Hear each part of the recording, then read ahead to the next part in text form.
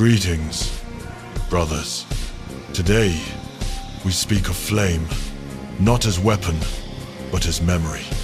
Of relics not merely forged, but breathed into being by the hands of our Primarch Vulkan.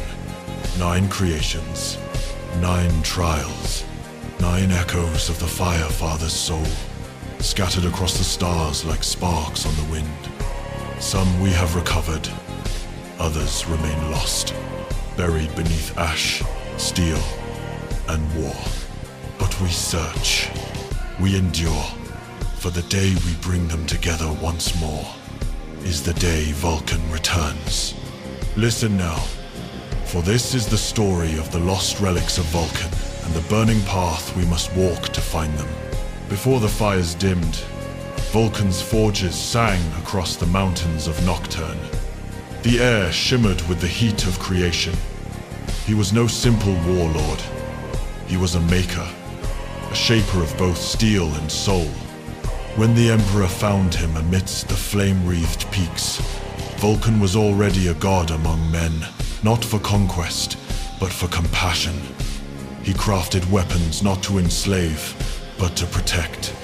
To him, the forge was sacred ground, and every hammer strike was prayer. Each artifact he wrought bore more than craftsmanship, it bore meaning. The Tome of Fire, to teach wisdom. The Gauntlet of the Forge, to teach responsibility. The Spear of Vulkan, to teach restraint. The Mantle of Kesseray, to teach love and the pain of loss. The Father's hand could shape death into hope, fury into faith. That is the Promethean creed, not the worship of fire, but the reverence of what it creates when guided by a steady hand. When the galaxy burned in the fires of the Horus heresy, the Forge Father did not waver. His flame was not one of rage, but of purpose. Even as treachery tore at his brothers and worlds fell into ruin, Vulkan forged weapons of light to stand against the darkness. But the heresy consumed all things. In the end, even he was swallowed by it. His body broken, his relics scattered. Some were stolen by traitors, others hidden by his own foresight, that they might one day return to his sons. The 18th Legion was left fatherless, yet unbroken. We became the Salamanders, guardians of the flame, bearers of his teachings, and so began the eternal quest to seek the lost relics, to reclaim the memory of the Father, not for glory, but for continuity. For as long as we remember his works, Vulkan lives. For as long as the fire burns, so too does the soul of Nocturne. The first of his legacies, and the greatest, is the Tome of Fire. To the uninitiated, it appears as a codex bound in ceramite, its pages etched with runes that shimmer when touched by flame. But to us, it is the soul of our chapter. Vulkan wrote its earliest words in solitude during the Great Crusade. It was not a manual of war, but of wisdom. In it, he spoke of mercy, endurance, and the responsibility of strength.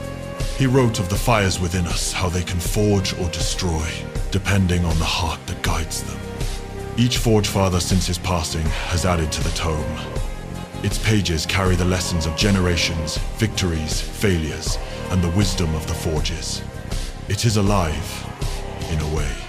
Its words change depending on who reads them, as though the Father's spirit speaks anew to each of his sons. When I was a young brother, I was permitted to lay my hand upon it. I expected revelation. Instead, I felt weight, the burden of a legacy that demanded not obedience, but understanding. It whispered, "Kindle not the fire for vengeance, but for purpose." Many of its pages were lost when the forged ship Vulkan's Wrath fell to heresy and was consumed in a warp storm. But even a single surviving line of the tome is enough to light a century of devotion. It is said that when the last page is found and restored, The final lesson will reveal the path to the Father himself. But that is not what drives us. What matters is the seeking, not the finding. For the search itself is the flame. There are weapons. And then there are symbols. The spear of Vulkan is both. It was forged in the molten heart of Mount Deathfire, quenched not in water, but in the lifeblood of a slain drake. The first creature Vulkan ever faced as a man. The weapon gleamed like sunlight upon obsidian, and when wielded, it sang with the voice of the forge. In battle, the spear burned brighter than any flamer, cutting through heretics and Xenos alike. But its true power lay not in destruction, it lay in mercy. For Vulkan, the spear was never meant to conquer. It was meant to end suffering. He would strike not in wrath, but in sorrow, bringing peace where there could be none. When he was betrayed at Istvan V, the spear was lost. Some claim it was shattered in that cursed ashfield. Others whisper that it was buried with the dead, guarded by the ghosts of those who fell beside him. But the Salamanders know this truth. The spear cannot die. Its light endures in every brother who lifts his weapon, not for hatred, but for protection. I have felt its echo in the moments before battle, when the forge fire flickers blue, and the air smells of ozone and memory. The Father's hand lingers upon our shoulders, guiding us, steadying us. The spear of Vulkan is more than a weapon. It is the will to wield strength with restraint, to burn only that which threatens the innocent. And so long as that will endures, the spear is never truly lost. There are relics of war, and there are relics of love. Kessere's mantle is the latter, and in it, Vulkan's heart still beats. He forged it in mourning after the loss of his adopted daughter, Kessere. Nocturne is a cruel world, its mountains bleed fire, and its beasts are older than memory. It was in such fires that Vulkan taught his people endurance, yet even he could not protect all those he loved. When Kessere was taken by a drake during one of the great hunts, Vulkan did not rage. He hunted the creature alone for 7 days and 7 nights, until he struck it down upon the burning plains of Ignea. From its scales, he forged a cloak, unlike any other dark as volcanic glass, but alive within a flame. He wore it thereafter, in her memory, a shield born of love, not fury. In battle, the mantle shimmered like living fire, turning aside the blows of gods and monsters alike. It was said to feed on the spirit of its bearer, yet never consume it, a bond of sacrifice and protection. When the Forge Father vanished, so too did the mantle. Some say it lies entombed in the heart of a dying star. Others whisper that it appears in moments of dire need upon the shoulders of a lone warrior who fights beyond hope, shielding his brothers with the fire of his soul. The mantle is not a relic that can be found by search. It is not given, it chooses, and that is its lesson. That worth is not proven by strength or conquest, but by compassion. To wear Kessere's mantle is to accept the burden of every life we swore to protect. To bear it is to remember that love, even amidst war, is the truest flame of all. When Vulkan vanished, the forge fires of Nocturne dimmed. The 18th Legion, his sons, fell into silence. But before his disappearance, he left behind a riddle, a test. 9 sacred artifacts scattered across the galaxy, each a piece of his essence, each a trial of the soul. Together, they are known as the 9 Relics of Vulkan. We are told that when all 9 are found and brought together, the Forge Father will return. But even this promise, brothers, is not a certainty. It is a hope, and hope is the brightest ember. Each relic tests a different part of the Promethean spirit. The obsidian chasm blade forged to test our discipline, for it hungers for battle but answers only to restraint. the Drake Firehammer, to test our courage, for it burns its wielder as fiercely as it burns the foe. The Gauntlet of the Forge, to test our patience, as it grants mastery over metal, but only to hands that know humility.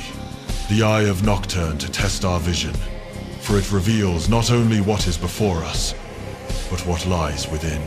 The Talisman of the Pyre, to test endurance, its fire unending, yet painful to bear. The Unbound Flame, to test control, for even the smallest spark can become a storm. The Anvil of Strength, to test perseverance, for it cannot be moved except by those unbroken by failure. The Mantle of the Fireborn, to test compassion, for it draws warmth only from a heart untainted by cruelty. And the Spear of Vulkan, to test mercy, for power without restraint is corruption given form. Each Forge Father, from Tushan to Histan, has sworn to find them. Each has journeyed into the dark to reclaim a piece of the Father's soul. It is said that when the Nine are brought together, their light will outshine the stars, and Vulkan himself will step from the fire once more. But perhaps, brothers, perhaps the trial was never to bring him back. Perhaps the true test is how long we keep searching. For faith is not the certainty of return, it is the will to endure without it. No tale of the relics can be told without the name Vulkan, Histan, our Forge Father, and living flame. He is the anvil upon which our hope is beaten, and the hammer that strikes it true. He walks the stars not as a conqueror, but as a pilgrim, burdened with the Father's memory, guided by visions born in the fires of the soul. Histan has wandered through void and nightmare alike, across daemon worlds where the stars weep blood, through ancient tombs where Xenos gods slumber, into the warp itself where faith is tested by madness. Always, he seeks the relics. He carries with him several, now the Spear of Vulkan, reforged in secret. The Gauntlet of the Forge, its glow bright as a newborn star, and the Talisman of the Pyre, whose eternal flame has never gone out. But what Histan truly carries is not the relics themselves. It is the burden of remembrance. For in him burns the belief that the Father still lives, not as a ghost or a myth, but as a living fire waiting to be rekindled. I have stood beside Histan once, long ago. His eyes were not those of a zealot, but of a craftsman, steady and certain. When he speaks of Vulkan, it is not with worship, but with familiarity, as if the Father were but a step ahead of him, forging the path. Through him, the flame endures. Through him, the Salamanders remember what it means to walk the Promethean path, to temper strength with mercy, and wrath with purpose. Every strike of his hammer echoes across time. Every battle he fights is a prayer answered. The forge burns through him, and through all who still believe. We are the sons of fire, brothers, but we are not its slaves. Fire destroys. Fire purifies. Fire remembers. It is the oldest of all forces, both cruel and kind. It consumes the weak, but it also gives warmth to the weary. That is why we revere it not as a god, but as a mirror. The lost relics of Vulkan are not simply tools or symbols. They are truths. Each one reveals a piece of who we are and who we must become. The Forge Father did not scatter them to test our loyalty. He scattered them to remind us that even in absence, the fire remains if only we have the courage to tend it.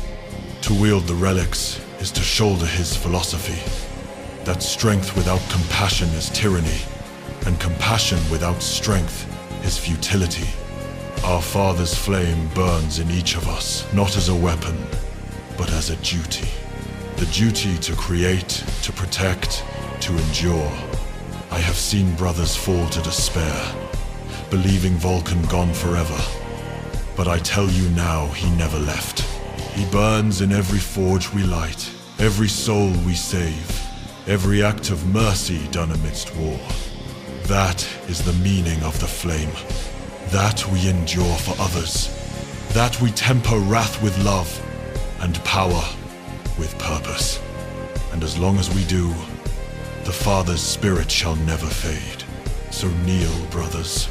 Feel the heat upon your palms, the sting of the forge fire against your skin. Let it sear the doubt from your soul. Remember the Father's words, written in the tome and spoken in every heart. In fire, we are tested. In fire, we are reborn. The relics are lost, yes, but not forever. They wait, as all flames do, for breath, for faith, for the hand of a son who remembers. When the last ember is lifted from the ash, when the final relic is found, Vulkan shall walk among us once more. Until that day, we do as he taught. We forge, we fight, we burn. For we are the Salamander's sons of fire, born of sacrifice, tempered by compassion. And though the galaxy grows cold and cruel, our flame shall never die. For as long as fire burns, Vulkan lives. The forge falls quiet, and the embers dim. But the flame endures, as it always has. Carry its light. Brother, keep it close, for the night grows long. Remember the creed. Endure. Create. Protect. When next the fires rise and the anvil rings, we shall speak again, you and I, beneath the shadow of Vulkan's flame. Until that hour, stand firm in the fire. Vulkan